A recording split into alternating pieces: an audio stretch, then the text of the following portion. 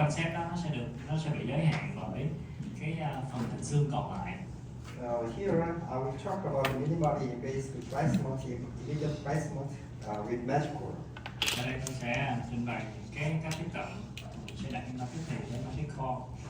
I'm not familiar with the situation in Vietnam, but currently in South Korea, the competition in the implant market is extremely intense. Không biết là ở Việt Nam thì sao, nhưng mà tình hình thị trường ở Hàn Quốc thì cạnh tranh rất là khốc liệt. Therefore, it is inevitable to place immediately to survive in this Việt Nam intense còn khốc liệt hơn. Thì để mà có thể tồn tại được trong thị trường khốc liệt này thì mình phải biết cách làm sao đạt được implant tức thì. Actually, about 80% of my cases is about immediate replacement. Khoảng 80% những cái ca của tôi là sẽ là tức thì. Now let's get started. Mình bắt đầu nha. Minimally invasive immediate replacement is propounded by these concepts. Thì cái concept cho cái chuyện là mình đặt implant tức thì xong nó tối thiểu là như sau. From now, I will explain why it is possible, self-cleansing and sophisticated, spontaneous polymerase soft housing concept. Tôi sẽ giải thích cái chuyện cái concept mà tự làm sạch với lại là cái concept bảo vệ một cái mô mềm nó là gì. In the past, the people I use medical, whenever I place the immediately, generally I open the flap widely. Thì trước khi mình sử dụng medical, khi mà tôi đặt implant tức thì tôi sẽ phải tập một cái vạt rộng. And place the implant in the proper position, and then the graft around the implant, and apply the membrane. Thì sau đó mình sẽ làm cái plan ghép xương rồi màng. And try to the closure, primary closure. Sau đó tôi sẽ cố gắng dẫn cạnh để mà không có nguyên phát. The using medical, we don't need to open the flap, even though the severe periodontitis. Thì đối với cái medical thì hiếm có khi nào mình cần phải lập vạt. I have met many dentists in South Korea. Tôi đã gặp rất là nhiều đồng nghiệp Hàn Quốc. Most of them says that they can get a lot of the implant meeting the medical. Thì họ nói với tôi là họ đã có thể đặt những implant tức thì bằng nhờ medical. The market situation, implant market in South Korea is severe, extremely severe deficit. Thì cái sự cạnh tranh ở Hàn Quốc nó rất là khốc liệt. The first is that cleansing concept. Thì đầu tiên là cái concept về cái khả năng tự làm sạch là gì.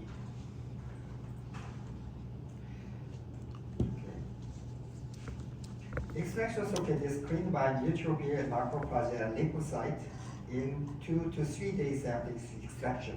Thì sau từ 2 đến 3 ngày ngay sau khi mà mình nhổ răng thì cái huyết họng đó nó sẽ được làm sạch bởi những cái bạch cầu trung tính hiện tại thực bào và những cái lymphocyte.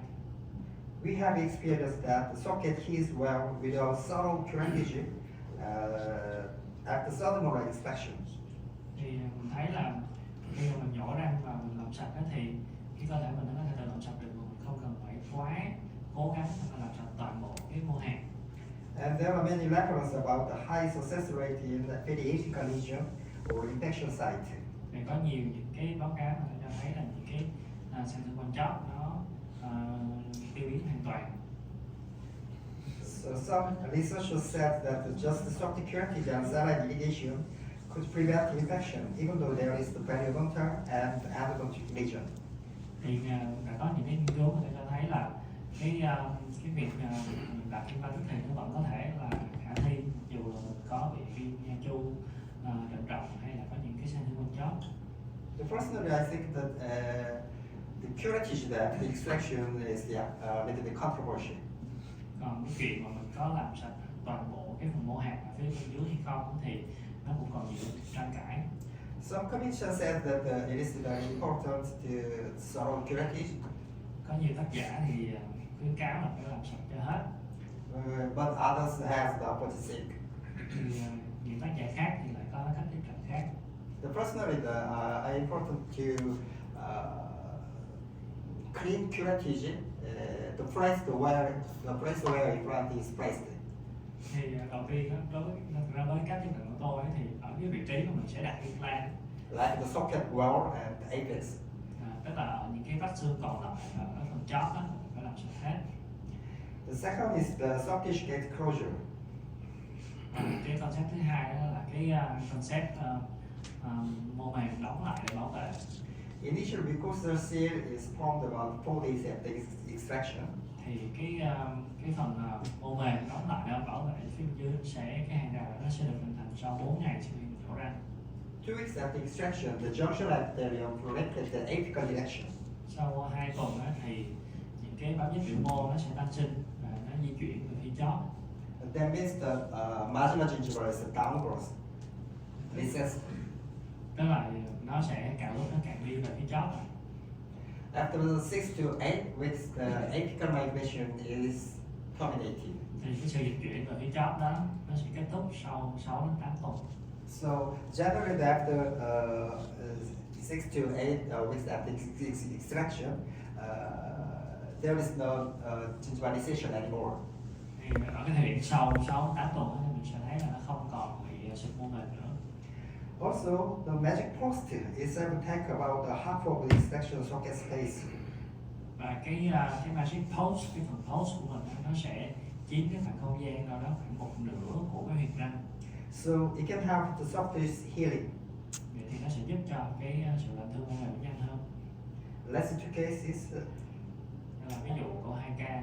Low light first molar had to be pulled out. Thì có một cái răng mình sẽ phải thay thế ở đây. Okay, because of the root fracture. Vì nó bị tét rồi. Sorry for the focus, because my glass up here. Sorry, this focus. After extraction, the medical was placed where I planned.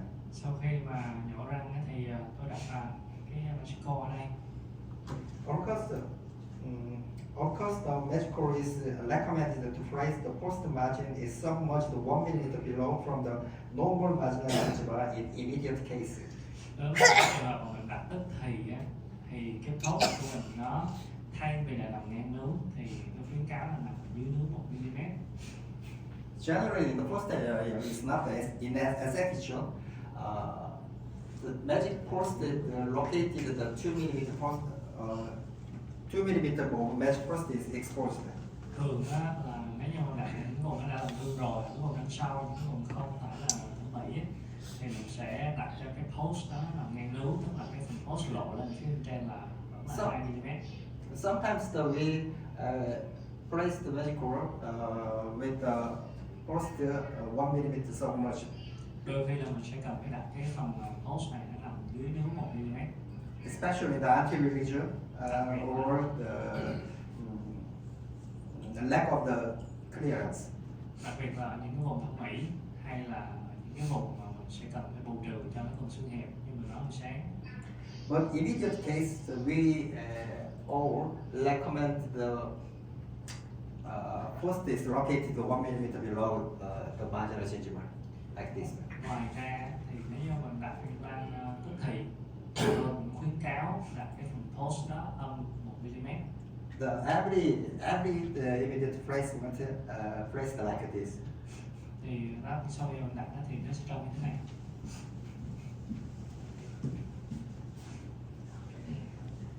Like this photo. The first margin is submerged to 1 mm from the lowest gingival level. Thì cái 1 mm đó mình sẽ tính từ cái zenith, đó là cái điểm cao nhất của cái đường viền nướu. But nowadays I place magical even margin, like the even margin, to the longer gingival line in the posterior area. Ở vùng đằng sau mình có thể đặt cái đường tắt đó, cái phần magic post nó nằm ngang nướu. So the first time that if you do the immediate placement for the first time, that we recommend the place magical like this, 1 mm submerged the first margin. Thì ban đầu tôi được khuyến cáo là đặt cái post nó nằm sau dưới một chút như thế này. And if you have the experience about soft tissue healing, you can place the like this, the 2 mm post exposure. Nếu như mọi người đã thành thạo, đã quen thuộc với lại cái soft tissue housing concept của hãng ấy, thì một số trường hợp mình cũng có thể thấy là mình làm chủ được cái Generally, we recommend the immediate cases, the post margin is 1 millimeter so much, but generally I place the magic core in immediate case the equal margin, 2 millimeter first is exposed. Thì cái khuyến cáo chung của tôi là cái lúc thẩm mỹ mình đặt dưới nếu 1 mm hoặc là phía đằng sau thì nghe. We don't need to place deep than this. Mình không cần phải đặt sâu hơn như thế này. Because our landmark is the lowest marginal gingiva, like here, lowest gingiva and center of the gingiva. Mình tính từ cái zenith của nướu. Yeah. Generally, the popular length is the average length is the 3 to 4 millimeter.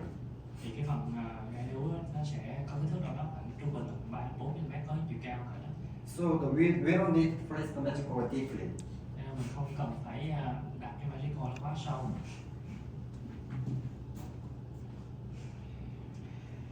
Because I realized that from many cases, when vocal plate isn't elevated, softish height is generally maintained.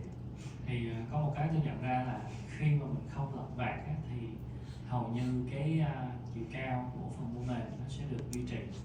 Of course, it should not be placed too close to the vocal gingiva. Dĩ nhiên là mình cũng không có nên đặt implant nó quá gần với lại cái vách ngoài. Every implant should be placed slightly ringward palatal side from the center. Mình nên đặt cái implant nó lệch về phía mặt trong một chút so với lại cái điểm trung tâm. Okay, the magic core was placed as I planned. After placement, I generally record how to place, and ATV and ISQ value. Thì sau khi mình đặt implant xong thì tôi sẽ hay đo lại cái lớp tọt và cái ISQ.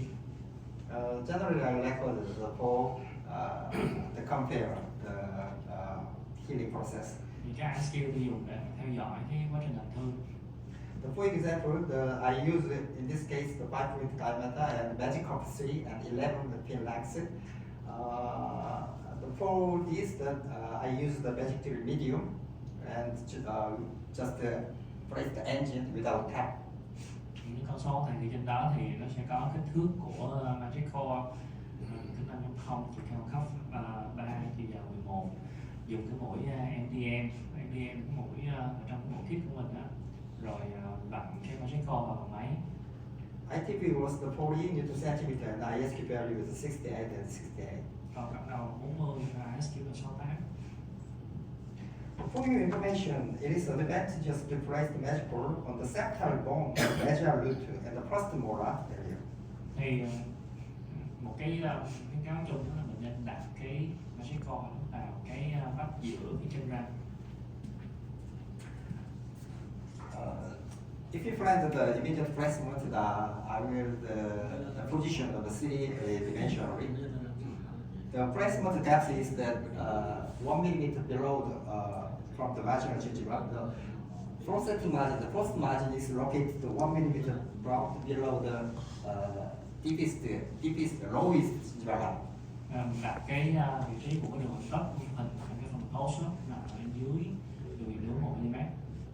And vocal ringward in the magic core is placed slightly ringward on the palatal side. Theo chiều ngoài trong thì sẽ đặt cái magic core lệch vào phía trong một chút.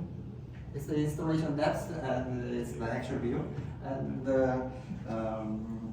this diagram is that we recommend the lower first molar should be placed in this area.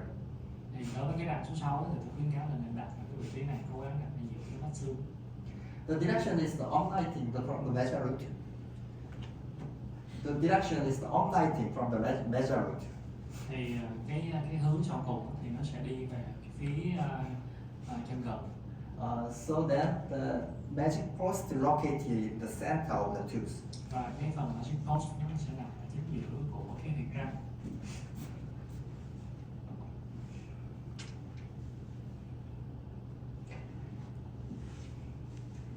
Generally, when you get the extraction, the first of the swelling can be seen, so marginal gingiva cover the first level.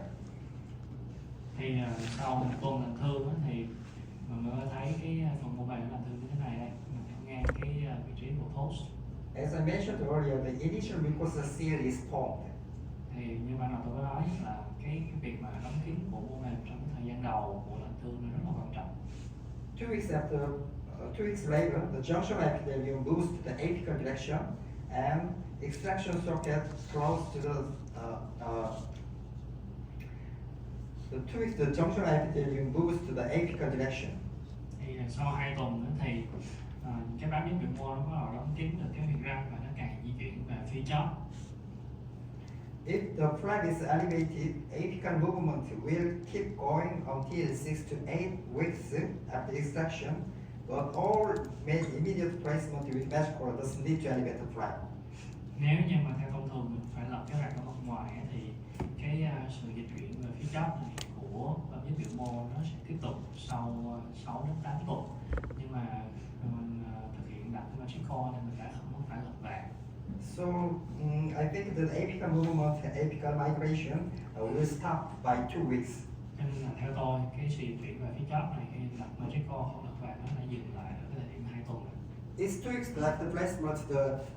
The first time when I placed the implant immediately, the first marginal gingiva located around here. Thì ban đầu trước khi mình đặt magical thì nó nằm ở đây, cái đường viền nó nằm ở đây. 1 week after extraction, the marginal gingiva is swollen. Sau khi mình vừa nhổ răng thì cái đường viền nó hơi sưng lên. The 2 weeks later, the marginal gingiva apically moved apically. Thì sau 2 tuần nó bớt sưng rồi, nó sẽ xẹt xuống đến vị trí này. 2 weeks later, epithelium is formed around the magic cup. Epithelium is formed around the magic cup. You can see the soft tissue gate closure. Thì sau 4 tuần mình thấy cái huyệt răng nó đóng kín hoàn toàn. About 1 month after placement, ISQ was checked. The first time was 68 and 68. 1 month later is 68 and 69. Thì sau hơn 1 tháng làm thương thì tôi check lại cái ISQ thì thấy là ISQ nó lên tới 69 so với cái lần đầu tiên là 68. The value is acceptable, so impression was taken and healing cap was collected. Thì cái chỉ số này chấp nhận được nên là tôi bắt đầu tôi tháo cái cover ra và tôi thay một cái healing cap. Collecting healing cap means that I take the impression. Thì sau đó là tôi lấy dấu làm một hình. Final prosthesis was delivered. The first margin is still visible level. Thì sau khi mà gắn một hình sau cùng mọi người thấy cái đường viền nướu có vẻ là vẫn nằm ở phía dưới này. 1 month after delivery processes, the marginal gingiva came up and covered the exposed post margin. Thì sau hơn 1 tháng phục hình thì cái đầu nướu nó tăng sinh và mò lên. It is different from the outburst phenomenon. Thì cái này nó khá khác biệt với lại những cái quy trình thông thường. Soft tissue can be remodeled until about 18 months after extraction, and then ongrowth is expanded during loading. Thì người ta thấy là cái mô mềm nó có thể tái cấu trúc tới 18 tháng sau khi mình nhổ răng và nó có khả năng nó tăng sinh. Change of the external socket, the placement at the 1 week after placement, and the 2 week, 4 week, and the 5 weeks. Mình nhìn lại một số cái hình so sánh theo dõi lần thương ngay tức thì sau khi nhổ răng, sau 1 tuần, sau 2 tuần, 5 tuần và hơn 1 tháng. Around the 4 weeks after extraction, generally the epithelium is formed. Thì ở cái thời điểm mà sau 1 tháng thì cái lần thương mô mềm nó là đóng kín cái miệng răng rồi. It's change of the marginal gingiva. Theo dõi cái sự lành thương của đường viền nướu. The first time that I placed the magical ring is 2 mm first exposure from the lowest gingival level. Thì đó cái thời điểm đầu tiên khi mà tôi đặt cái magical vào thì cái phần post nó nằm ngang với đường viền nướu cao nhất. Generally, the 1 week later, the first visual example. Thì sau một tuần thực hiện nhổ răng thì nó đang sưng này. The 2 weeks later, Sau 2 tuần the marginal gingiva is the down apically. đường viền nướu nó càng di chuyển về phía chóp nó bớt sưng rồi. If I flap elevated, the apical migration until 6 to 8 weeks after Nếu extraction. như bạn nào tôi lật vàng thì cái sự di chuyển về phía chóp này nó sẽ vẫn còn tiếp diễn tới 6 đến 8 tuần. But we don't need to open the flap using the magical. The apical migration is stopped in 2 weeks. Mà khi mà dùng magical không có lật vàng thì nó sẽ kết thúc ở cái tuần thứ hai. Yeah, another case. Low light, the first molar. Slightly gingival recession is seen. Thì cái răng thứ 6 này từ đầu mình có thể thấy nó hơi có tụt lún rồi. After extraction, Sau khi mình nhổ răng the magic oral was placed 2 mm post exposed from the lowest gingival level. thì ở đây tôi đã đặt cái magic con ở cái đường viền núi nằm ngang với lại cái đường viền núi hiện tại. And the slightly lingual side from the center. Và nó hơi lệch về phía mặt trong một chút. What I want to say is that the implant should be placed center. The imaginary random from the center is placed slightly lingual on outer side. Thì mình vẽ một cái đường tưởng tượng từ phía tâm của hai răng bên cạnh và mình đặt cái răng nằm sau cái đường đó. After extraction, ITB was 35 Newton centimeter and ISQ was 68 and 68. Thì sau khi mà đặt vào thì tọt là 35, ISQ là 68. One week after placement, minor post-op swelling is seen. Sau một tuần thì như mọi người thấy là nó vẫn đang hơi sưng. 2 weeks later, the junctional epithelium moved to apical direction. Sau 2 tuần thì mình thấy cái đường viền núi nó di chuyển về phía chóp. 3 weeks later, the marginal gingival level is similar to 2 weeks before. Sau 3 tuần thì cái vị trí nó vẫn tương tự như thời điểm 2 tuần. 4 weeks later, epithelium is done, epithelialization is done, and IST value was good, so impression was taken. Thì ở thời điểm 4 tuần thì là thương biểu môn nó đã kết thúc rồi. Thì mình lấy dấu là ở chỗ cùng. The final process was delivered 6 weeks after placement. Và ở chỗ cùng sau 6 tuần tính thời điểm đặt implant. Change of the soft tissue. Mình đang quan sát cái sự thay đổi của mô mềm. The right at the placement, the 1 week, 2 week, the 3 to 4 weeks. The initial mucosa seal is formed around the 1 week, and the epithelialization was done around the 4 week. Thì ở cái tuần đầu tiên mọi người thấy là nó bắt đầu làm thương nó bò vào để mà đóng kín cái miệng răng. Và cái thời điểm tuần thứ 2, thứ 3 thì sự làm thương nó tương đối ổn định. Change of the marginal gingival. Cái sự thay đổi của cái đường viền núi thì sao? I placed the magical at 2 mm first exposed from the lowest gingival line. Ban đầu nó đặt cho cái phần thốt nó lộ lên 2 mm, xong rồi lại cái đường viền núi ở ngoài. After 1 week, we can expect the post-op swelling. Sau một tuần thì nó có hơi sưng. And 2 weeks later, the marginal gingival moved the apical direction.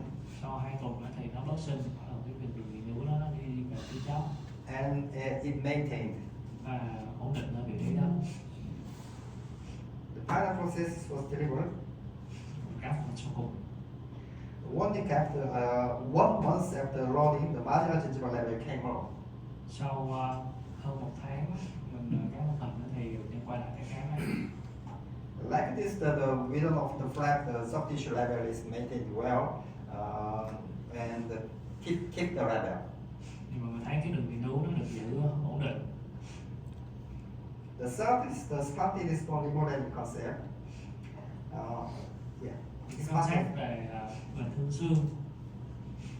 After extraction, the bone will be filled up to the imaginary line connecting the 1 mm below the medial and distal alveolar crest. Thì cái vị trí mà xương nó có thể tái sinh được lý tưởng nhất là ở cái vị trí tính từ cái mặt xương ở mặt gần tới mặt xa, cả một cái đường tưởng tượng, và xương nó sẽ tái sinh được tới cái vị trí dưới cái đường là 1 mm. Yeah, okay, the 1 mm below the medial and the distal, the crestal bone. It is predicted by the panoramic view. Mình có thể dự đoán được cái vị trí đó trên phim pano. Additionally, the bone will also fill up the imaginary line connecting 1 mm below the lingual alveolar crest and 2 mm below the vocal alveolar crest. Thì thường đó là nó sẽ tái sinh được ở vị trí dưới cái đường viền ở phía mặt trong 1 mm và dưới 2 mm so với mặt ngoài.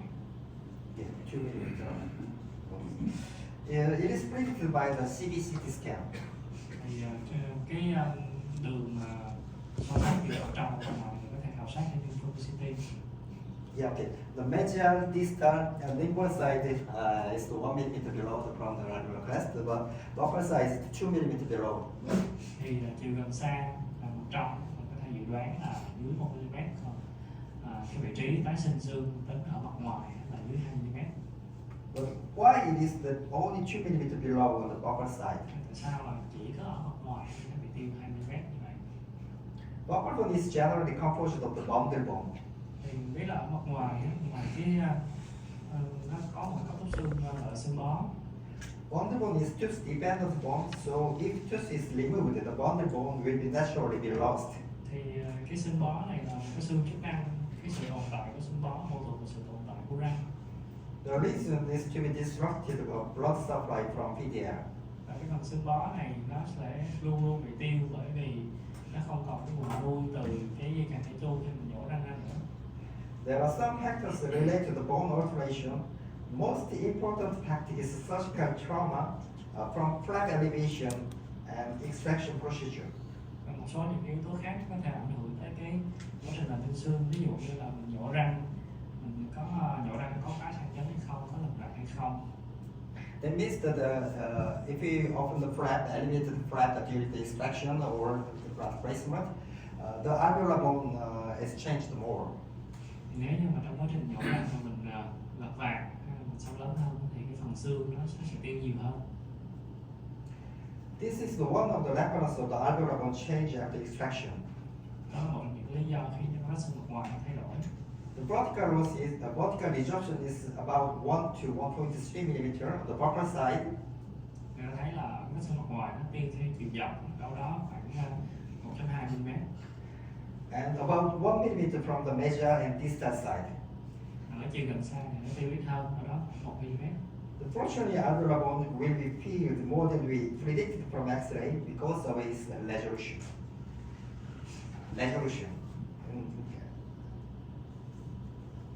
X-ray view, X-ray resolution. Nếu mà mình quan sát ở trên phim X-quang thì ra là cái quá trình tạo xương nó sẽ nhiều hơn là mình dự đoán trên phim X-quang, bởi vì cái chất lượng cái độ phân giải nó không có quá sắc nét.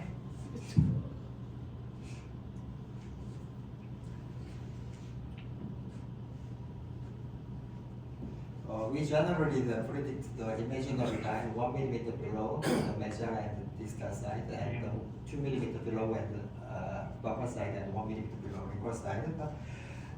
The alveolar bone is remodeled more than we expected because of the CT and the panoramic resolution. Actually,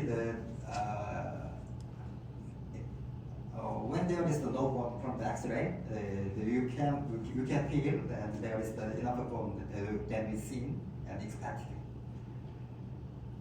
Thì giờ mình vẽ một cái đường tưởng tượng từ mặt gần cái mặt xa này sẽ chấm một cái điểm nó dưới nó 1 mm, còn cái điểm mà từ mặt ngoài đến cái mặt trong thì cái điểm trong là dưới 1 mm, điểm mặt ngoài là dưới 2 mm.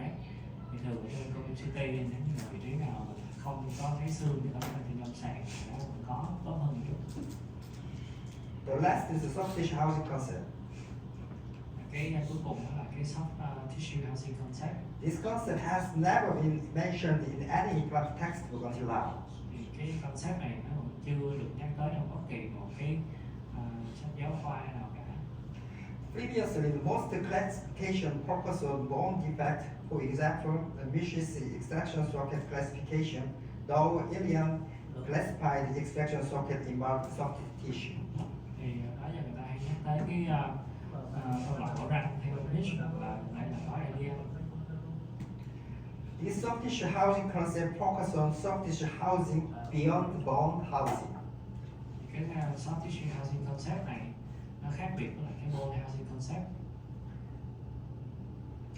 Therefore, the role of the periosteum, which bridges the hard and soft tissue, is important. Thì do đó là cái sự toàn vẹn của màng xương là một cái yếu tố rất là quan trọng. The periosteum is a specialized fibroblastic membrane. It is composed of the inner osteogenic layer and outer fibrogenic layer. Cái phần màng xương nó có rất là nhiều những cái mô sợi, những cái khung ngoại bào cùng nhiều những cái tế bào giúp tái sinh xương. Generally, the inner osteogenic layer has the mesenchymal stem cell. It is capable of differentiating osteoblast and chondroblast. Và phía mặt trong của cái màng xương nó có rất là nhiều những cái tế bào gốc, những cái tế bào trung mô, nó có khả năng biệt hóa thành những cái tập cốt bào hay là những cái tế bào khác. After fibrous layer is presents the fibroblast and the mesenchymal stem cell.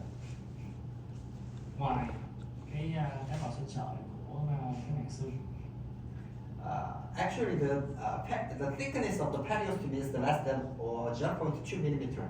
cái màng xương của mình thì rất là mỏng, nó đó khoảng tầm 0,2 mm thôi. Cái phần mặt ngoài đó là những cái tế bào sợi. But historically, it divided the two layers, inner osteogenic layer of the fibrous layer. Rất là mỏng nhưng mà vẫn chia ra thành lớp ngoài và lớp trong. In summary, blood is maintained around the implant by maintaining the soft tissue housing, if necessary, bone graft into the defect. Thì cái concept này, cái nội dung chính đó là cái cục máu đông nó sẽ được duy trì xung quanh cái implant bằng cái sự làm thương của mô mềm. The inside Nếu of cần thiết là sẽ có ghép xương. the inside of the soft excision socket bordering the periosteum is remodeling into the hard tissue. The exterior is remodeled to epithelium and connective tissue. Cái phần thịt răng ở phía bên trong, nếu mà tính từ cái màng xương xuống bên dưới thì nó sẽ được tạo thành xương, còn từ cái màng xương trở lên trên sẽ tạo thành mô mềm. Also, the important thing is the physiological stimulation to remodel the bone. Ngoài ra nó còn phải có những cái yếu tố kích thích về mặt sinh lý để mà có thể tái cấu trúc thành xương. This concept is not limited to the immediate placement, but also applied to the early placement and external internal pocket technique. Cái smart tissue hay concept này không chỉ ứng dụng trong implant tức thì mà còn implant sớm và những cái kỹ thuật ghép túi trong túi ngoài nữa. So I mentioned previously that it is important to maintain and keep the periosteum intact. Nên tôi nhắc đi nhắc lại tầm quan trọng của việc mình phải giữ được cái sự toàn vẹn của màng xương. Even though after the bone by internal pocket technique, we maintain the continuity of the periosteum and not the injury. Mặc ngay cả trong những trường hợp bằng ghép túi ngoài đó, mình cũng cố gắng mình duy trì cái sự toàn vẹn của màng xương. And